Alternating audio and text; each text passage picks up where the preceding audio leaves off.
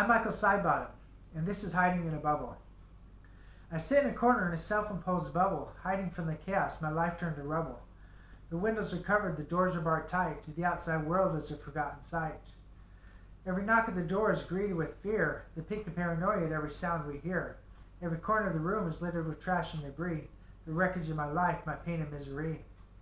I can see baggies and scales, guns and knives, the tools and weapons of our destructive lives.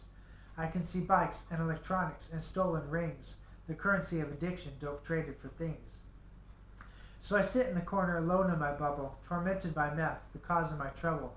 The dope is being passed, the spoons are being filled, the pipes are being torched, and my life is being killed. I'm surrounded by liars, junkies, and thieves. They say they're my friends, or so they would have me believe. They laugh and they smile with their fake plastic grins, but their eyes are hollow as they plan their next sins.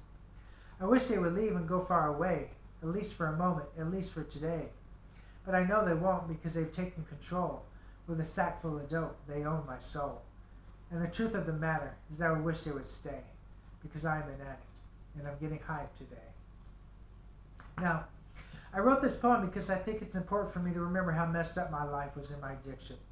Because whenever I get triggered and the thought and the desire to use comes to me, I just got to remember how much I hated myself, what I had become, the life I was living, and what was going on around me.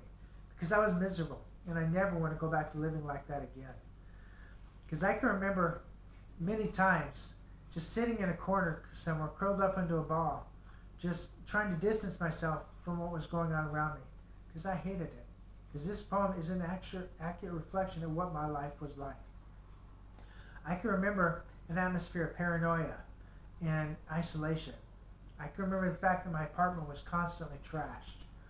I can remember all the stolen stuff that was there all the time. The bikes and electronics and jewelry and CDs and everything that we would steal in order to trade to get more dope with. I can remember all the paraphernalia that was there. The needles and the spoons and the pipes and the baggies and the scales. And I can remember all the dope, the meth, the heroin, the pills and the weed.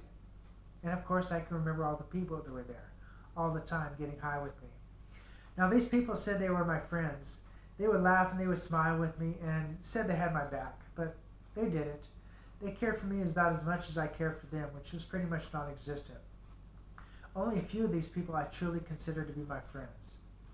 Now for the most part, I wish these people would just take all their dope and all their crap and their chaos and their frustration and just go away and leave me alone and let me have my life back.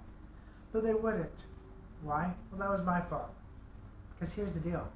The apartment was my apartment. It was in my name. I paid the bills and everything in it was mine, so the responsibility was mine as well. I could have kicked them out, locked the door, and reclaimed my life at any time. But I didn't. Why? Because I knew if these people left, then the dope would go with them. And that would be the end of me getting high. And let's face it, I was an addict. And not getting high anymore was unacceptable to me. Not only was it unacceptable, but I didn't believe it was possible. I thought that being an addict and living this miserable existence that I lived was the only choice I had. I didn't think there were any other options left for me. But I was wrong. 2 years ago, I found recovery. I found the solution I was looking for. I found acceptance. I accepted responsibility for my life. Because what happens to me in my life is up to me and me alone, no one else. I also accepted the fact that most of my problems stem from the fact that I was just a whiny little fucking crybaby. I just couldn't deal with things. I wasn't getting my way, and that was the end of it. And I needed to grow up and accept life on life's terms and just get past it. I also accepted the fact that I didn't have to live like this anymore. That living like an addict and being miserable was not the only choice I had. That it was possible to break free from addiction and move past it and be happy and peaceful and productive. Because guess what? That's what my life is like now. I can't tell you how happy and peaceful my life is now. My life is a friggin' miracle compared to what it used to be like. So, I never want to go back to living like that again. So whenever I get triggered and the thought and the desire to use comes to me, I just got to keep in mind that if I pick up and use just once, just a little bit, that I will go right back to living my life, hiding in a bubble and being absolutely miserable. And that, not only do I not want to anymore, I choose not to live like that anymore.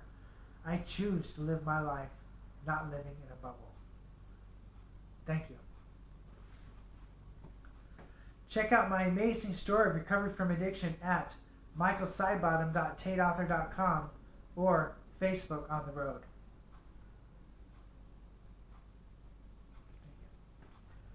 All right, that's it.